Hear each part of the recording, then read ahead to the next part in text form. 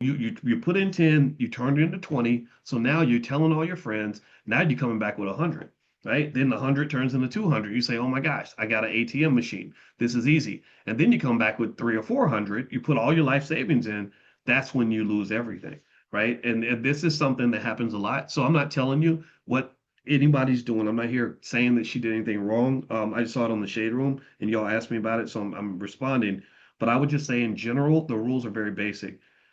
Don't put all your eggs in one basket. And also just know there's multiple ways to skin the cat. You should invest in a way that's comfortable for you, not in a way that everybody's telling you to invest. So the other thing about real estate investment trusts is it's very passive.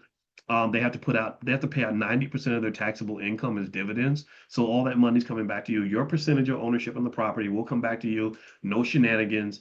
And now the cons are you don't have any control over the properties that are selected. They're going to do that for you. That's either a pro or a con. So if you're a person that likes to have your hands dirty and figure it all out for yourself, then that's okay. You can do that. It might cost you a little more money and time. But for some people, real estate is your jam. It's not my jam. My wife and I do not like being landlords. We don't want to evict. We had this single mom that, unfortunately had trouble paying her rent. And I was like, I don't want to be the guy putting a single mama out on the street. I ain't built like that. That ain't fun for me. Right. So no. So you're not involved in that part of the business.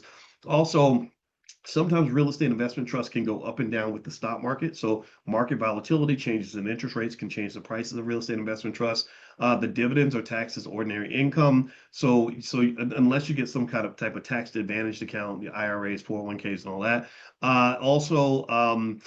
You don't have as much of the upside leverage. It's a little bit more difficult to kind of be able to sort of pull the equity out and leverage and buy more properties and stuff like that. But it's really good if you're a passive investor, if you're a beginner, or if you want the income and you don't want all the management headaches and you want some liquidity. Liquidity means you can sell that sucker whenever you want to. You can sell it in 30 seconds.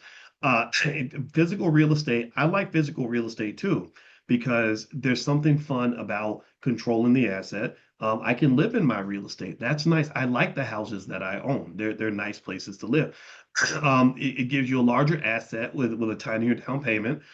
So you put down 10, 20%, sometimes less, and get control of a big asset. You got a lot of different income levers you can pull. You get tax advantages on depreciation, write-offs, things like that. Also, real estate is a great hedge against inflation. Typically, when inflation goes up, everybody gets scared when inflation goes up because they're worried about the price of chicken at the grocery store, which is a good thing to worry about. But the reason that wealthy people, owners, don't care so much about inflation is because what happens is inflation becomes their friend.